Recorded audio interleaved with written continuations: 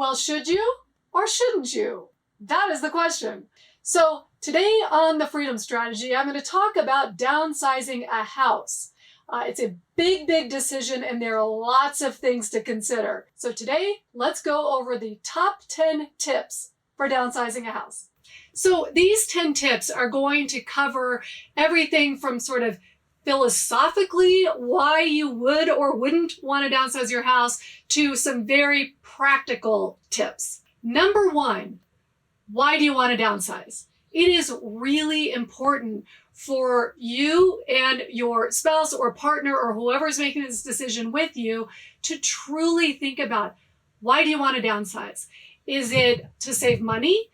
Is it to help your kids in the future? Is it so you can travel? And by the way, as an aside, if travel is something that's interesting to you, I do have a free PDF. Download. The link is below. It's top 10 retirement travel tips. You might find that helpful. And if those travel tips are something that interests you, I am going to be coming out with a video on that soon. So if that's something that interests you, I do invite you to subscribe and go ahead and hit that notification bell, because then you will be notified when the video comes out. Or are you doing it to get ready for when maybe you don't have the energy down the road to do it?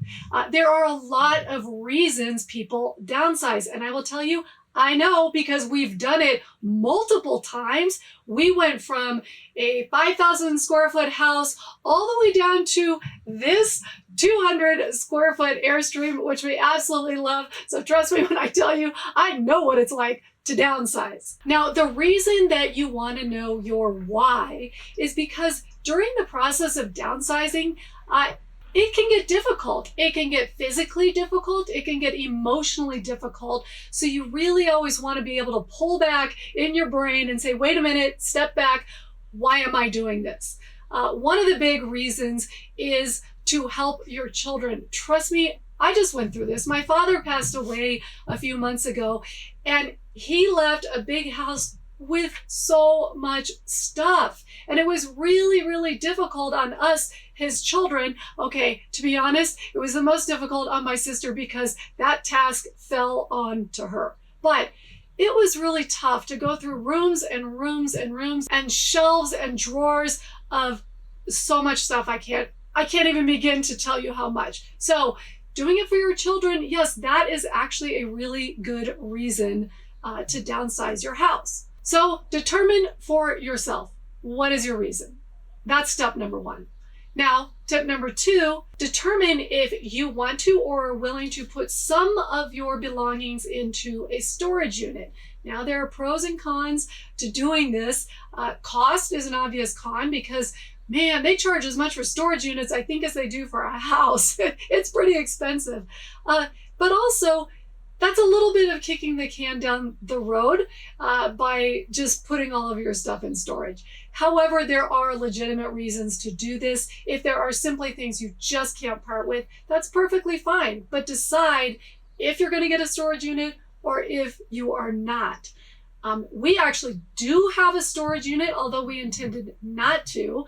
But the house that we have in Arizona, we rent it out. We usually rent it furnished, and our current renter had his own furniture. So we actually had to move our furniture into storage. That is the only reason we have a storage unit, but it's a legitimate reason. So decide for yourself if you're going to have storage or not, and then pick the size that you are going to make yourself stick to. I think ours is a 5 by 10, 10 by 10, 10 by 20, whatever you want to pick, but pick a size and stick to it. Okay, tip number 3, your photos. What do you do with photos? This is often discussed in various Facebook groups on retirement and downsizing and all kinds of stuff.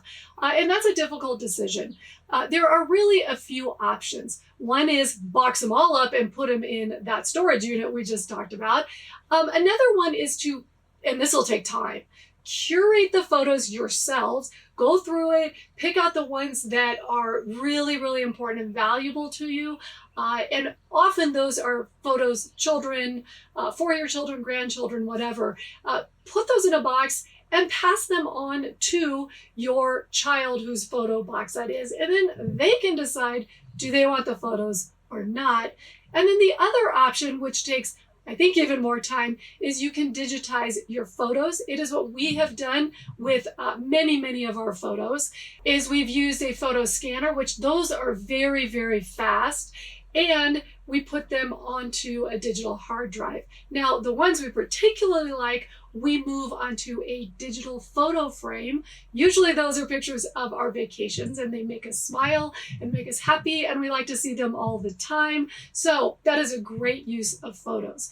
But again, I sound like I'm bitching about my dad, but my dad left so many boxes of photos I can't even tell you, and 35 millimeter slides and everything.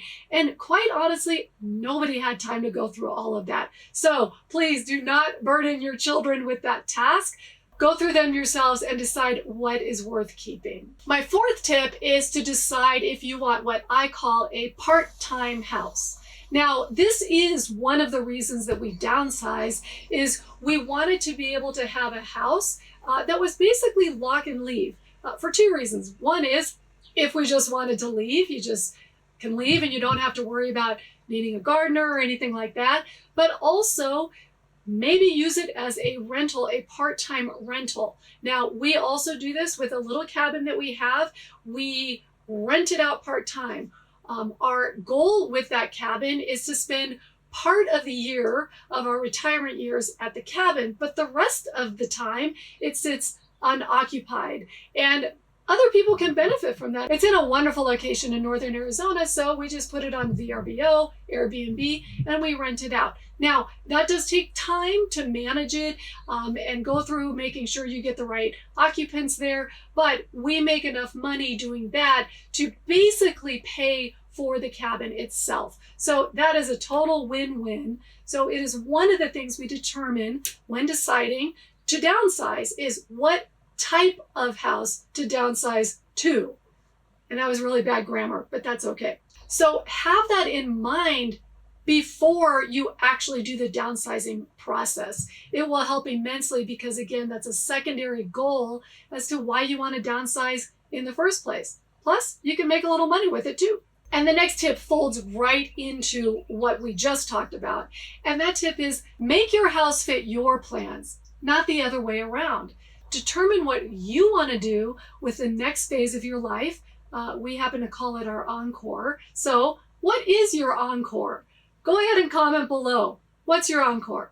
We choose to travel, and so we wanted to make sure we got a housing situation when we downsized that would fit that goal. So make sure the house you get fits your goal, not having the house determine what you can and can't do in the future. The next tip I have is to do it in stages. Now, there are two different ways I mean this.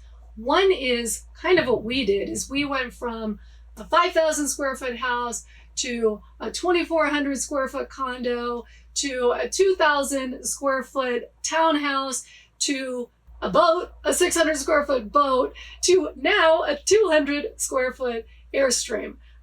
Okay, most of you probably are not going to do it that way, but that really helped us doing it in stages. We got rid of the big stuff, then the next stuff, then the next stuff, and doing it in stages actually helped us get down to what is now 200 square feet. Had we done it from 5,000 square feet to 200, that might have been more challenging. So that's one way to do it in stages. The other way I recommend doing it in stages is room by room or area by area. So start with let's say your closet. And frankly, I find the closet the most difficult. Well, maybe the kitchen. The closet or the kitchen are the most difficult. But start with one area and go through that area and get it completely consolidated to what you're actually going to keep. And just go space by space. You could start with your desk. Start with something and just go area by area by area. So that is another way you can do it in stages, and it makes the entire process much easier. Next tip, donate. You're going to need to get rid of that stuff that you have just culled down.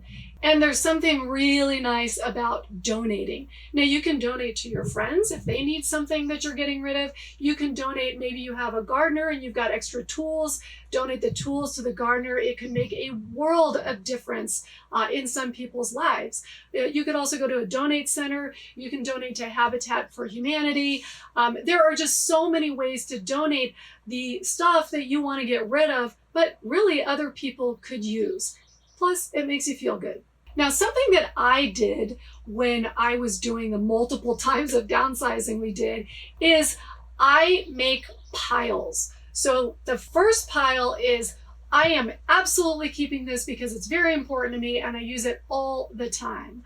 The next pile is maybe if I can keep it, I will.